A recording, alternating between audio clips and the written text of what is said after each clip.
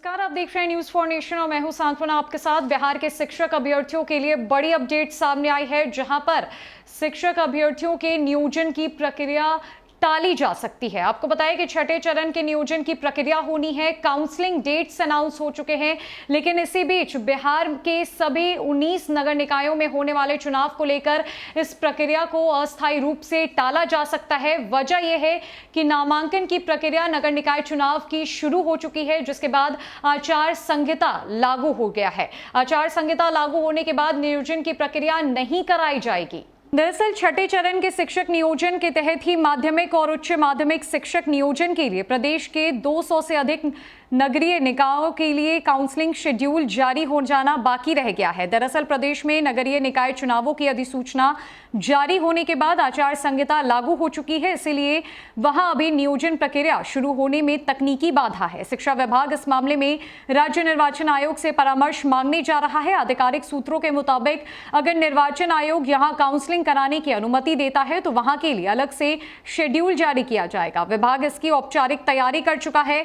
दरअसल ये वह नगरीय निकाय हैं जिनके हाल ही में पूर्ण गठन हुआ है, जहां अब चुनाव हो रहे हैं। यहां सभी नियोजन की कवायद प्रारंभिक स्तर से शुरू की जानी है। जानकारी के मुताबिक पश्चिमी चंपारण जिले के नरकटियागंज नगर परिषद शिवहर, मधुबनी नगर निगम और झंझारपुर नगर परिषद एवं गोपालगंज जिले के सभी नगरीय निकायों के लिए काउंसलिंग शेड्यूल जारी किया जाना है। यह वह नियोजन इकाइयां हैं जहां पिछले चक्र में विभिन्न वजहों से काउंसलिंग नहीं हो सकी थी। आपको बता दें कि छठे चरण के तहत माध्यमिक और उच्च माध्यमिक स्कूलों में शिक्षकों के चयन के लिए जिला परिषद पटना और सारण के लिए विशेष शेड्यूल जारी किया गया है। यह वो दोनों नियोजन इकाइयां हैं जहां पहले चक्र की काउंसलिंग विभिन्न जारी शेड्यूल के तहत नहीं हो सकी थी। पटना जिला परिषद नियोजन इकाई के लिए काउंसलिंग 18 नवंबर को होगी। इसमें चयनित अभ्यर्थियों को 21 नवंबर को नियुक्ति पत्र बांटे जाएंगे। आधिकारिक अधिसूचना के मुताबिक पटना जिला परिषद में आवेदन 19 सितंबर से 29 सितंबर तक लिए जाएंगे। औपबंधिक मेधा सूची की तैयारी 10 अक्टूबर तक और नियोजन समिति से इसका अनुमोदन 12 अक्टूबर तक कर दिया जाएगा। औपबंधिक मेधा सूची का प्रकाशन 13 अक्टूबर को, उन पर ली गई आपत्तियों का निराकरण 2 नवंबर तक किया जाएगा। 4 नवंबर को मेधा सूची का प्रकाशन कर दिया जाएगा।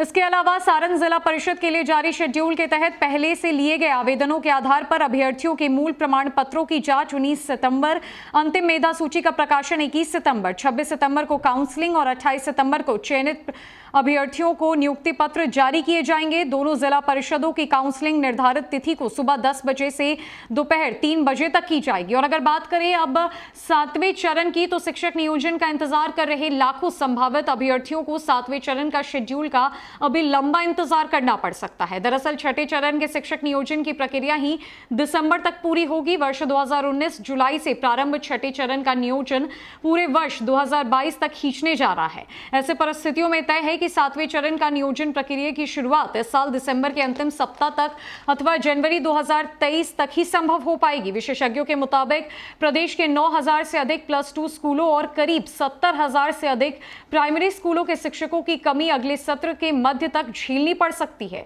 नई शिक्षा नीति के आगाज के दौरान में शिक्षकों को यह कमी बिहार की शैक्षणिक गुणवत्ता को प्रभावित कर सकता है। बिहार में शिक्षक अभ्यर्थी जो कि छठे चरण में आते हैं, उनकी नियोजन प्रक्रिया में तकनीकी बाधा आ रही है, जिसको लेकर निर्वाचन आयोग से विभाग बातचीत करने जा रहा है। इसके बाद ही कोई फैसला हो पाएगा। आचार संहिता लागू होने की वजह से यह बाधा सामने आई है, जिसमें छठे चरण की नियोजन की प्रक्रिया में देरी हो सकती है, काउंसलिंग में देरी हो सकती है और इसी के तहत आने वाले 7वें चरण की प्रक्रिया में भी देरी हो सकती है। फिलहाल के लिए इस अपडेट में इतना ही। नई अपडेट्स के लिए हमारे साथ बने रहे न्यूज फॉर नेशन में। नमस्कार।